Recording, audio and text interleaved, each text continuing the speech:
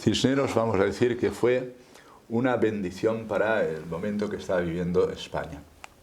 Es una personalidad muy compleja porque es un hombre que primero pues, nació en Torrelaguna, forma parte de la Comunidad Autónoma de Madrid, ahora diócesis de Alcalá de Henares, de una familia, digamos, que tenía su cierta posesión, es decir, tenía bienes, su padre tenía una pequeña fortuna, lo mandó a estudiar a Salamanca y allí estudió leyes. Después de estudiar leyes, esto está muy oscuro porque no se conoce bien todos los datos, pasó a Roma y de Roma vino con un beneficio para poder ser arcipreste de Uceda, que es cerca allí de Torrelaguna.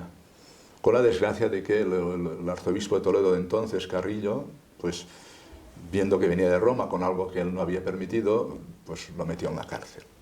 Y este hombre, digo que es una personalidad compleja porque allí en la cárcel no sé lo que pasaría, pero al poco tiempo murió el arzobispo Carrillo y el cardenal Mendoza lo puso como capellán de la catedral de Sigüenza y allí fue vicario general.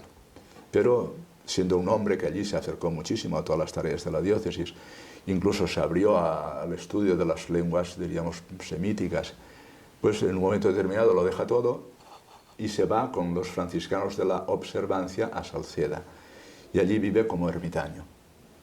De tal manera que hay que explicar por qué este cambio de rumbo, por qué deja todo lo que ya diríamos era una situación, diríamos, sosegada dentro de la Iglesia, había hecho su carrera eclesiástica, pero en un momento interrumpe todo. Yo pienso que este hombre, los años de cárcel le hizo pensar exactamente cuál era el sentido de la vida, qué es lo que habría que buscar definitivamente, y por eso va a buscar a Dios.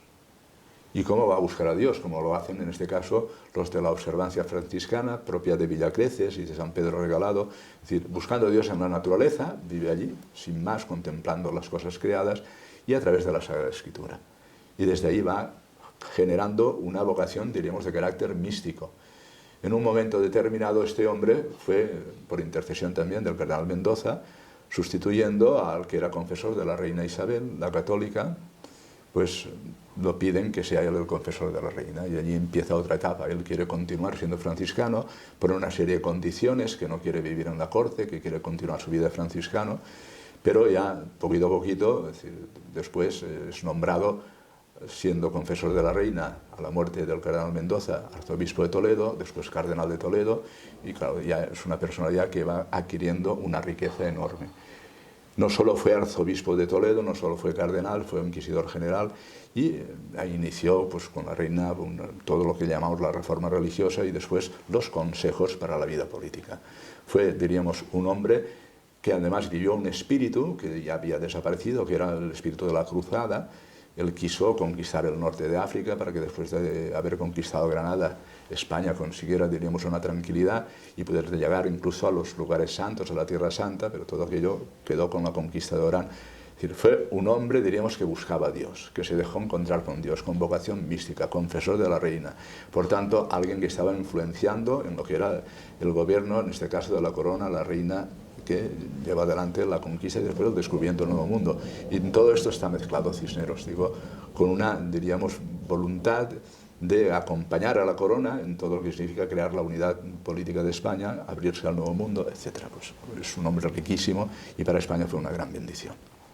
El momento eclesiástico y el momento incluso político que vivió Cisneros fue muy delicado, porque ya lo que fue la guerra de sucesión, es decir, lo que fue el momento en que Isabel la Católica consigue pues, ser la reina, es decir, eso ya llevó a una serie de dificultades. Y después todo lo que significaba organizar de nuevo el Estado y la corona y todo lo que estaba pasando en la Iglesia, que era una crisis verdaderamente seria, porque la vida religiosa estaba, diríamos, viviendo una falsedad de lo que era la vida religiosa, no se respetaban lo que era el espíritu de los fundadores por muchas razones, porque había pasado la peste negra, porque se habían llenado los conventos de personas que buscaban un refugio y que aquello no estaba siguiendo las pautas de lo que significan las órdenes religiosas, tanto la franciscana como las demás, ¿no? Pero todavía no había comenzado, diríamos, lo que fue la ruptura con la reforma luterana, que eso justo coincide con la muerte de Cisneros. Cisneros muere en el 1517 y fue entonces cuando Lutero, teóricamente se dice que escribió las 95 tesis, ya donde protesta por lo que está haciendo la Iglesia, y fue el comienzo de la ruptura. Cisneros fue el gran hombre para España de la reforma religiosa. Reforma de La vida religiosa empezó con los franciscanos y continuó con las demás órdenes con muchísimo conflicto y con una autoridad muy seria. Es verdad que consiguió del Papa, en algunos momentos ya Alejandro VI, también español, pues todos los permisos necesarios, pero se empleó a fondo de tal manera que su reforma hizo después imposible que entrara aquí el luteranismo, porque él ya había hecho esa reforma, ¿no? La otra fue una ruptura, aquí era volver a las raíces y al origen de lo que es la vida cristiana, tanto en el pueblo, es decir, en lo que significa la vida laical y la vida secular, como la vida religiosa, la vida eclesiástica. Él ha procurado tanto la reforma del clero, con los dos grandes programas que hizo tanto en Talavera la Reina como en Alcalá de Henares, los dos sínodos, para la reforma del clero secular y la gran reforma de las órdenes religiosas dentro del ámbito de lo que era, digamos, esos momentos de la Iglesia con tantos monasterios y tantos conventos. Se adelantó a lo que después tuvo que venir desde el Concilio de Trento como una verdadera reforma religiosa. Y después está la otra faceta, que es el hombre político, que eso, si quieres, también pues, lo podemos desarrollar. Entiendo que de haberse llevado en toda la Iglesia, estamos hablando del contexto europeo, la reforma que Cisneros empezó en España, no se hubiera dado la ruptura. Y de haber vivido Cisneros y de haber prolongado su existencia, diríamos, incluso se habló de la posibilidad, en vez de ser el Papa Adriano VI, que vino con Carlos I, hubiera podido ser él el Papa. Eso hubiera sido algo definitivo para tratar estas cuestiones de reforma religiosa, de tal manera que lo que empezó con Lutero y que después desafortunadamente supuso ya una ruptura de la Iglesia y la ruptura de la cristiandad, entiendo que con él la reforma vino y se adelantó a lo que después tuvo que hacer el Concilio de Trento y lo que fue ya la reforma religiosa. Como consejero de la reina, pues yo creo que su gran preocupación era, y así lo hizo tanto en los consejos que le daban a la reina Isabel la Católica como regente, que lo fue 2 veces, a la muerte de Isabel, y después ya otra vez, cuando muere Fernando, otra vez regente, hasta que venga Carlos, tiene 2 periodos de regencia, ¿no? Él entiende que su manera de concebir el Estado, en este caso la corona, es incluso más allá de lo que hicieron los reyes católicos. Los reyes católicos lo que hicieron fue concentrar, diríamos, el poder y la autoridad en ellos. De tal manera que fue frenando el poder de los nobles y fue, diríamos, concentrándolo con un reinado que diríamos que ejercía, ya más allá del final de la conquista con Granada, la autoridad. Su manera de entender el Estado era, diríamos, lo que surgía de la doctrina católica. Y en eso aconsejó muchísimo a la reina. ¿Cuáles eran los principales objetivos? Primero, la unidad política de España. Y la unidad política era impensable sin la unidad religiosa. Y por eso todo el trabajo por unificar religiosamente desde el seno de la vida cristiana en el propio seno de la Iglesia Católica. Eso fue una obsesión de Cisneros con la reina. De tal manera que no molestaran los conversos y después aquellos que no se acababan de convertir, porque era esencial en aquellos momentos la unidad política del reino. Y la unidad política, insisto, no se hacía sin la unidad religiosa. Pero la corona está al servicio de la comunidad, es decir, él distingue entre el rey, la reina y el reino. El reino le corresponde a la comunidad y por tanto ellos son aquellos que ejercen la autoridad que les viene de Dios y según los principios que rigen el mundo desde lo que Dios ha diseñado, es decir, lo que es la búsqueda del bien común. Él no entiende simplemente el reinado y el poder del rey como un poder absoluto, eso no. Está pensando en lo que es el servicio de la corona para el bien común, que pasa necesariamente por lo que entendemos desde la doctrina católica la ley natural. Que la ley natural es la que rige el principio de la libertad individual de las personas y rige las relaciones de unos con otros desde los grandes principios de lo que es el hombre, de lo que es la antropología cristiana y lo que es la búsqueda conjunta del bien común, que es lo que él procuraba. Claro, eso es una novedad en esos momentos, porque digamos, lo que se tiende es a un poder absoluto de la corona o a un poder que está disolviéndose por la guerra de los nobles o por la guerra de aquellos. Y él ocupó todos los campos. Como político, buscar el bien común. La corona al servicio del bien de las personas desde los principios católicos de la ley natural y el derecho de las personas, el derecho de las gentes, ¿no? Y después formar a las personas, clero, con la universidad que él creó en Alcalá de Henares, para tener un clero que pudiera introducir la vida cristiana en los fieles.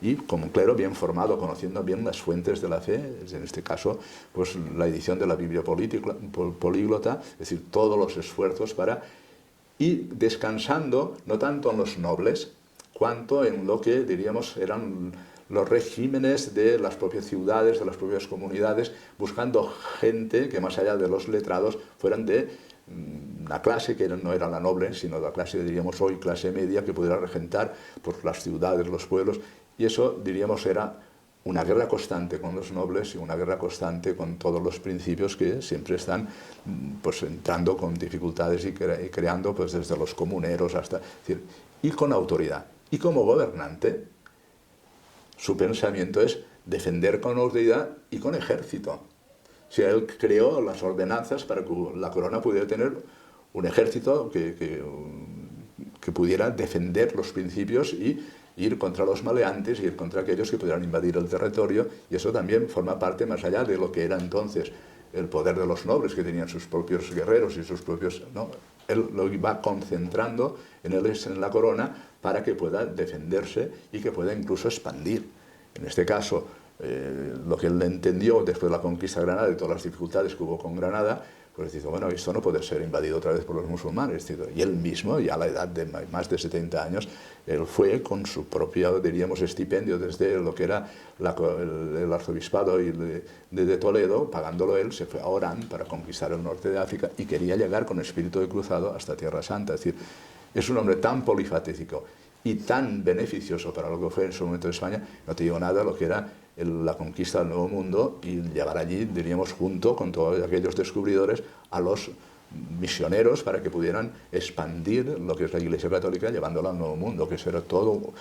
Murió a una edad avanzada, pero le faltaron unos cuantos años para completar la obra. Después ya vino Carlos I con todo lo que eran sus propios, que venían, incluido pues, el que fue Papa, Adriano d'Utrecht, y todos los consejeros suyos que ya tenían otra manera de entender las cosas, y después pues, hubo más dificultades para poder frenar el luteranismo, etcétera, etcétera, que ello se complicó un poco más, aunque después ya el imperio pues, vino con Carlos I y Felipe II.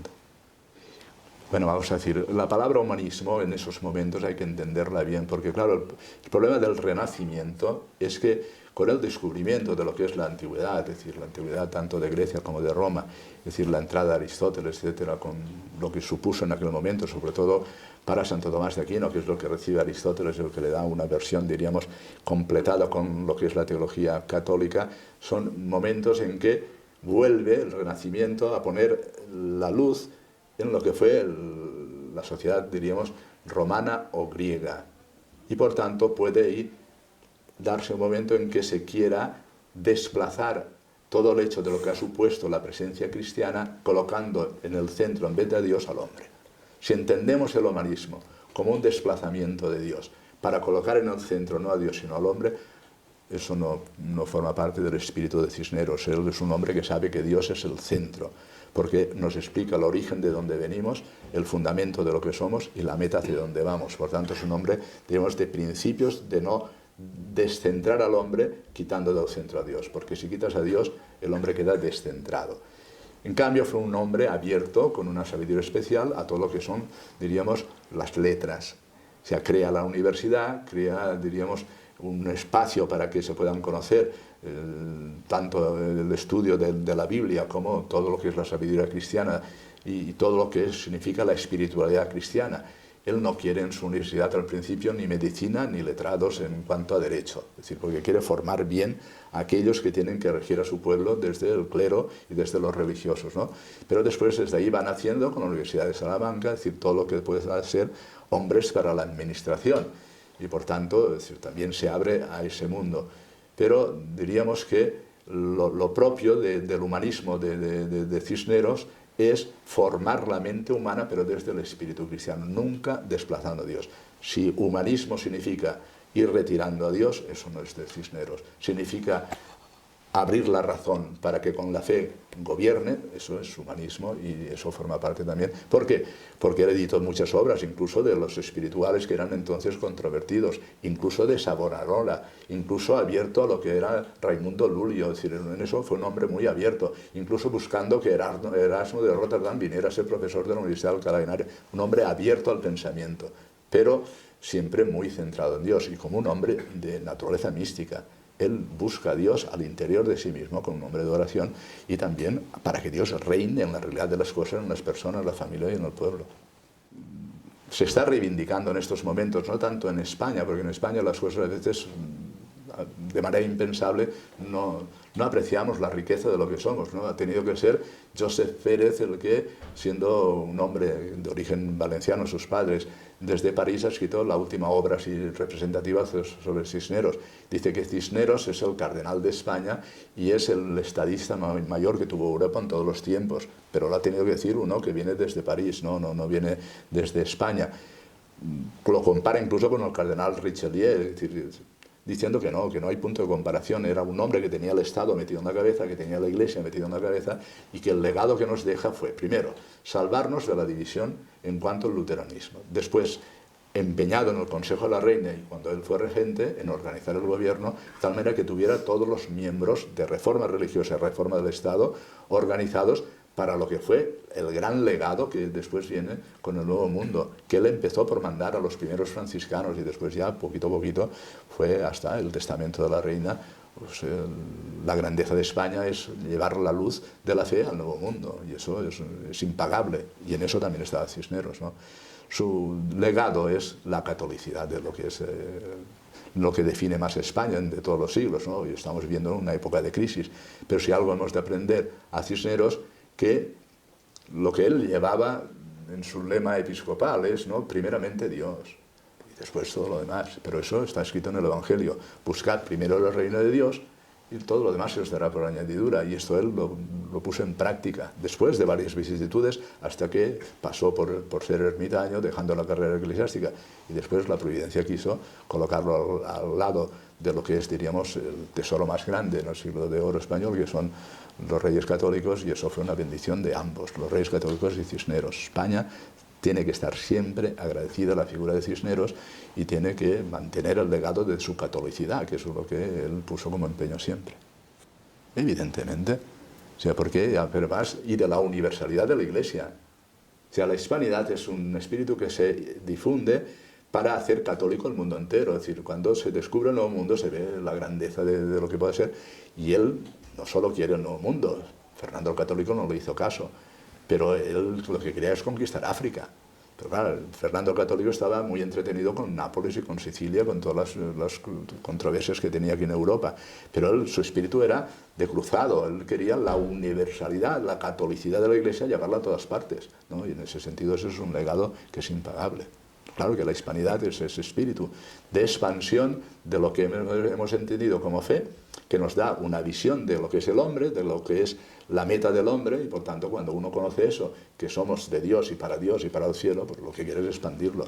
Y esto es el espíritu misionero de Cisneros, que fue místico, que fue religioso, que fue arzobispo, que fue cardenal, que fue gobernante, y fue un hombre de Dios. Y para España una riqueza, diríamos, impensable, y que ahora mismo estamos defraudando.